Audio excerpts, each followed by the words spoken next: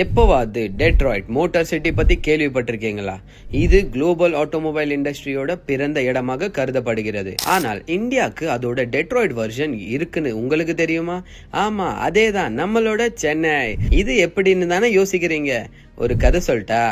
இந்த கதை 1953ல ஸ்டார்ட் ஆச்சு. அப்போ சிம்சன்ஸ் சென்னையில இந்தியாவோட ஆட்டோமொபைல் இண்டஸ்ட்ரியா தொடங்கிச்சு. கண்ட்ரில டீசல் இன்ஜின்ஸ் பில்ட் பண்ண ஃபர்ஸ்ட் இந்தியன் கம்பெனியா இருந்துச்சு. அதுக்கப்புறம் இந்த இண்டஸ்ட்ரி ஸ்டெடியா க்ரோ ஆச்சு. 1990ஸ்ல கவர்மெண்ட் எல்பிஜி பாலிசி இன்ட்ரோடியூஸ் பண்ண டைம்ல சென்னையில ஆட்டோமோட்டிவ் செக்டர்ஸ்க்கு பெரிய இன்வெஸ்ட்மெண்ட்ஸ் வந்துடுச்சு. இன்னைக்கு சென்னை ஆட்டோமொபைல் காரிடோர்ல BMW, Hyundai, Renault, Nissan மாதிரி பெரிய ஆட்டோ மேனுஃபேக்சரர்ஸ்ல இருந்து 20 lakh வெஹிக்கிள்ஸ் ஆனுவலா ப்ரொடியூஸ் பண்றாங்க. ஆட்டோ மேனுஃபேக்சரிங் கூட சென்னை டயர் மேனுஃபேக்சரிங்க்கு ஹப்பா இருக்கு. 2023ல சென்னை இந்தியாவோட EV ப்ரொடக்ஷன்ல 40% ப்ரொடியூஸ் பண்ணிருக்கு. லேட்டஸ்ட் நியூஸ்ல டாடா மோட்டார்ஸ் ₹9,000 crore இன்வெஸ்ட் பண்ணிட்டு Tata and JLR cars produce பண்றாங்க சென்னை ஆட்டோமோட்டிவ் காரிடோர்ல. அது கூட மிஷ்லின் ₹564 crore இன்வெஸ்ட் பண்ணிட்டு Chennai tyre manufacturing plant expand பண்ண பிளான் பண்ணிருக்கு. சென்னை டெட்ராய்ட் ஆஃப் இந்தியான்னு சொன்ன மாதிரி இந்தியாவோட ஆட்டோமொபைல் இண்டஸ்ட்ரியை ஃபார்வர்டா டிரைவ் பண்ணிட்டு இருக்கு.